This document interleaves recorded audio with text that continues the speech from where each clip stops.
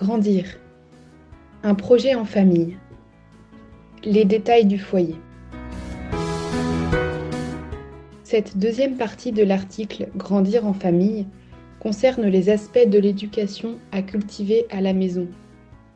La bonne éducation, la discipline, le sens de l'humour, la vie de prière, etc. Le feu crépite dans la cheminée. Des amis se passionnent pour une bataille historique et sont surpris par la remarque de l'un d'entre eux. Je pense qu'il y a, d'un côté, des affrontements et des victoires qui s'imposent, et, de l'autre, de grands sacrifices personnels, des actes d'un noble héroïsme, teintés de nombreuses contradictions et de futilités, qui n'enlèvent rien à leur pénibilité, et qui sont très durs à réussir parce qu'ils ne font pas la une des journaux et ne font pas l'admiration du public. Or, ils ont lieu tous les jours, aux endroits les plus reculés, dans les petites familles, au cœur de la vie d'êtres humains dont le moindre geste peut réconcilier l'homme le plus exigeant avec le monde, parce qu'il le comble de foi et d'espérance en lui. Il n'y a pas que les instances internationales qui forgent l'avenir du monde par leurs choix importants. Il y a aussi et surtout la bataille quotidienne de l'amour patient, tâche quotidienne et discrète des grands-parents, des parents, des enfants. Pousser, grandir en dedans surtout, est le projet de tout un chacun, tout au long de sa vie. C'est un travail d'équipe, et réalisé à l'unisson, au pas de Dieu, au gré du souffle de l'esprit dans l'âme. Respirer un même air. Cet air chrétien se respire dans la famille chrétienne où l'on partage les tâches, les soucis, les réussites, les échecs. Tout est à tous, et l'on respecte ce qui est à chacun.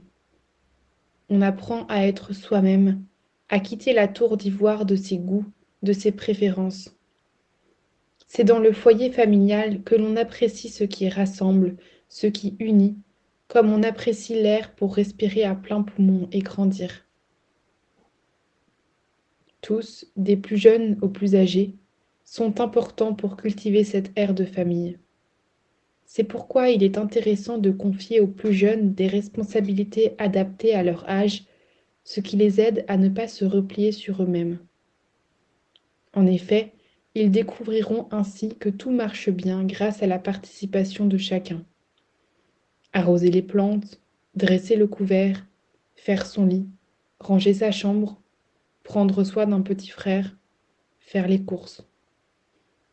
Petit à petit, ils prendront part aux décisions, car on n'impose pas arbitrairement des projets familiaux, on les présente de façon attirante.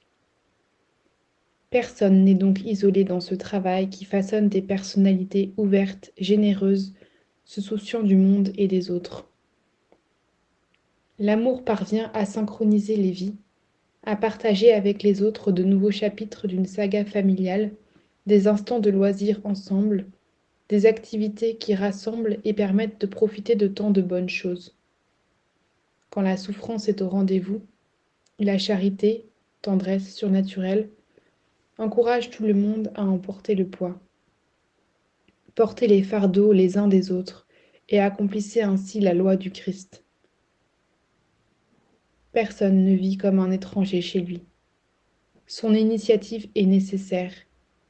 Il doit regarder plus loin que le bout de son nez pour être attentif aux autres, à leurs hobbies, à leurs projets, à leurs amis, à leur travail, à leurs soucis. Cela demande du temps. Aussi le temps est-il le meilleur cadeau qu'un père puisse faire à ses enfants et que les enfants sont en mesure de faire à leurs parents. La discipline est aussi de mise dans une famille chrétienne, mais elle a son charme. Les enfants s'y plient aisément, petit à petit, grâce à l'exemple des aînés. La gentillesse et la déférence poussent les uns et les autres à se corriger, avec tact, preuve d'affection, sans déverser sur les autres le fiel de notre mauvaise humeur.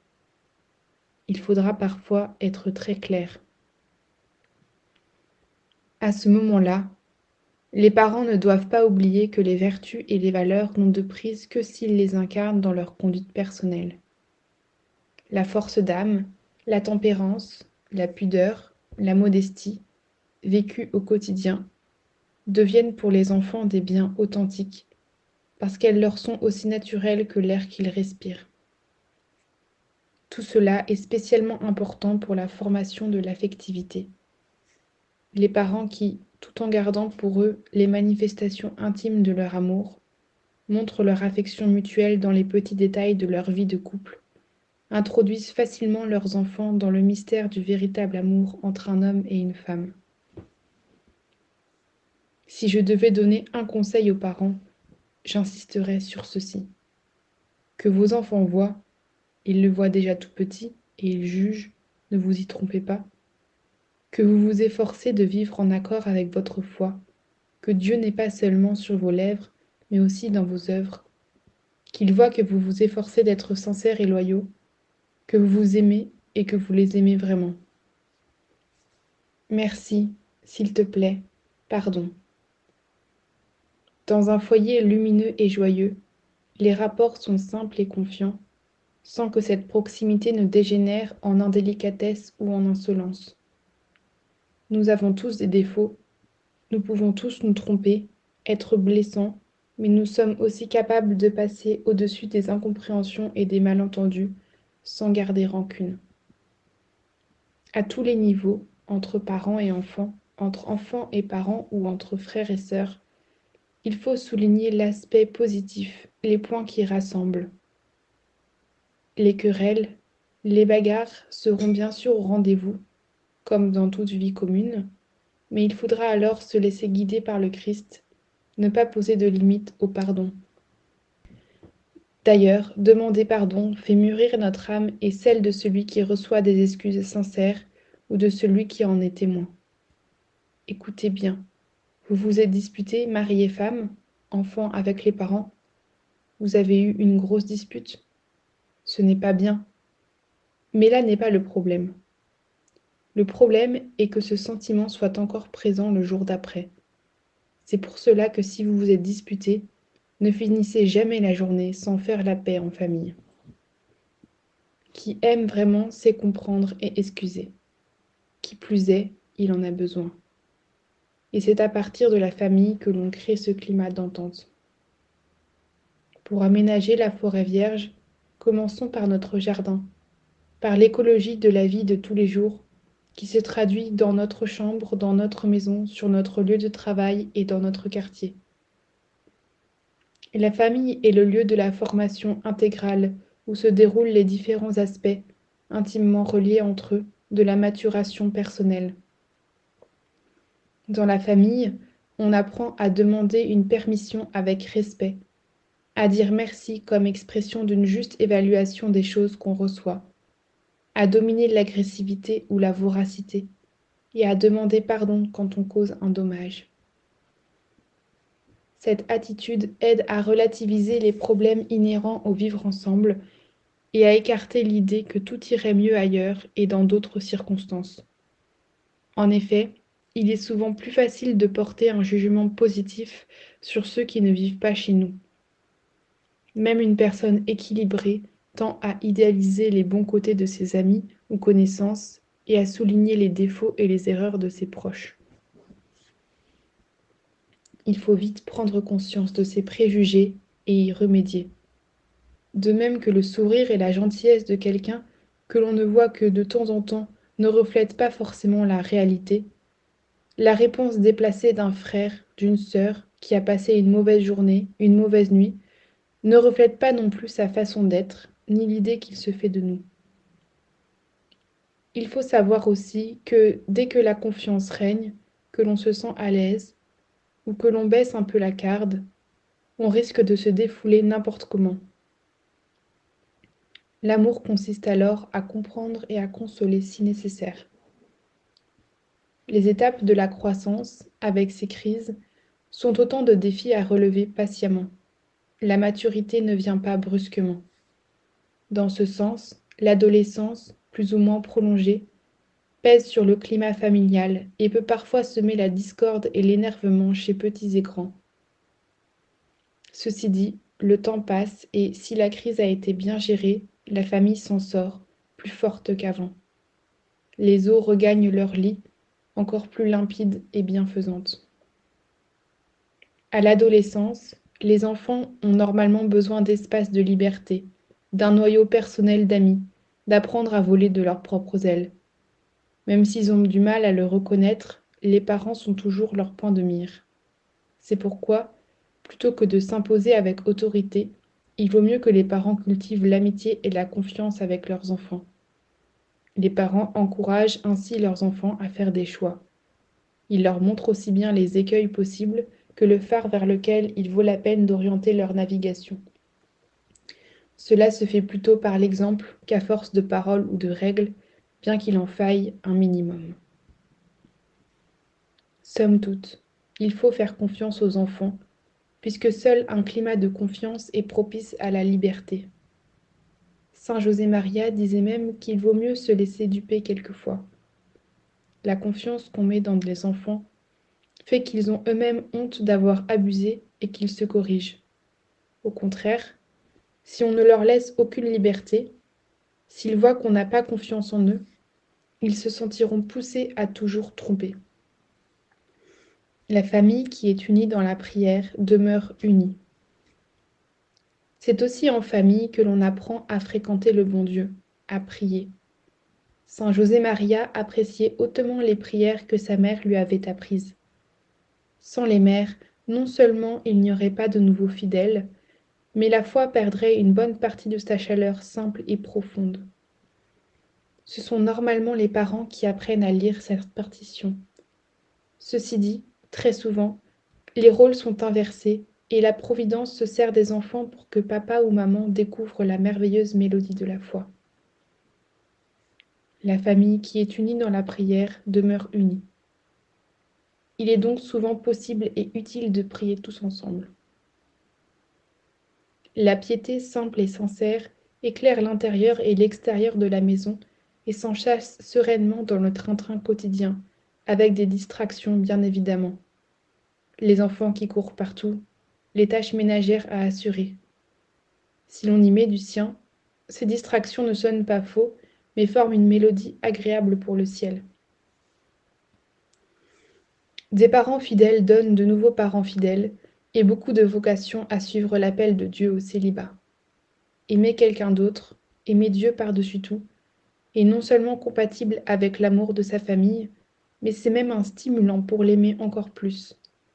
C'est toujours le même sang qui coule dans nos veines et qui nous unit, au-delà de toute divergence, de tout engagement et obligation diverses. La maturité nous aidera, au fil du temps, à nous investir dans le foyer que nous avons formé, tout en cultivant l'amour filial et fraternel de notre famille d'origine. Nous comptons sur leurs prières pour avancer dans la vie et nous les assurons de la nôtre pour qu'ils arrivent à faire de même. Un frère aidé par son frère est une place forte. Ce n'est pas une simple consolation illusoire. Du foyer à la périphérie. Les grands défis de la famille sont aussi ailleurs.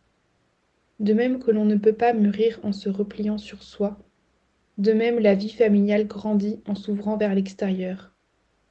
En effet, tout foyer chrétien a des repères qui protègent son intimité, qui assurent un climat favorable à la maturité, mais ceux-ci ne doivent pas être étouffants ni empêcher de voir la réalité. Aussi, la solidarité est-elle une partie importante de la mission des familles chrétiennes pour aller à la rencontre des plus démunis, pour développer la culture et l'éducation pour tous, pour veiller à prendre soin de la terre, notre maison commune. Les besoins sont importants et ne coïncident pas forcément avec les priorités que certaines idéologies ou groupes minoritaires proposent à l'agenda mondial. Quel bel exemple que celui de ces familles qui vont à la rencontre de migrants sans toit, de ces familles nombreuses qui reçoivent un nouvel enfant, de ces parents qui se sacrifient pour leur enfant ou ceux des autres, de ces couples sans enfants qui consacrent leur vie à aider d'autres familles. Les premiers bénéficiaires de ces initiatives sont les membres de la famille elle-même. De chez soi vers le monde. La famille, école d'amour gratuit et sincère, est l'antidote le plus fort à la diffusion de l'individualisme égoïste. qui a grandi en cultivant le sain préjugé psychologique de penser habituellement aux autres, se fait une joie d'écouter, de comprendre, de vivre en bonne intelligence, de résoudre les problèmes concrets de ses frères les hommes. Les familles ne sont pas seules. Le rôle des familles dans l'Église et dans le monde offre des perspectives passionnantes. Personne n'ignore les difficultés qu'elles connaissent, mais les familles ne sont pas seules. Nombreux sont ceux qui s'investissent de toutes leurs forces pour aider les parents dans leurs tâches de formation. Des écoles, des clubs de jeunes et tant d'autres initiatives sont souvent des points d'appui déterminants pour les jeunes, pour les personnes âgées. Les aides au foyer, pour des tâches qui ne reviennent pas exclusivement aux mères de famille, sont de précieux soutiens pour les foyers chrétiens. Aussi, saint José Maria, s'adressant aux personnes qui s'investissent dans ce domaine, leur disait qu'elles se transforment alors en professeurs du foyer, dont l'efficacité éducatrice est supérieure à celle de bien des professeurs d'université. Pour finir, que dire à ceux qui ont malgré tout l'impression qu'ils auraient pu faire davantage et mieux? Combien de parents qui ont fait de leur mieux pour éduquer leurs enfants les voient ensuite ployer sous les soucis matériels et spirituels, perdre la foi ou mener une vie désordonnée? Outre la réflexion pour prévenir ce genre de situation et pour mieux faire, le moment est peut-être venu d'imiter le père de la parabole. Sans forcer la liberté de son fils, il sort à sa rencontre, prêt à l'aider au moindre signe de repentir. Il faut alors se tourner encore plus vers le ciel et dire « Mon Dieu, à toi de jouer maintenant ». Les parents doivent être patients. Tant de fois, il n'y a rien d'autre à faire qu'attendre, prier et attendre avec patience, douceur, magnanimité, miséricorde.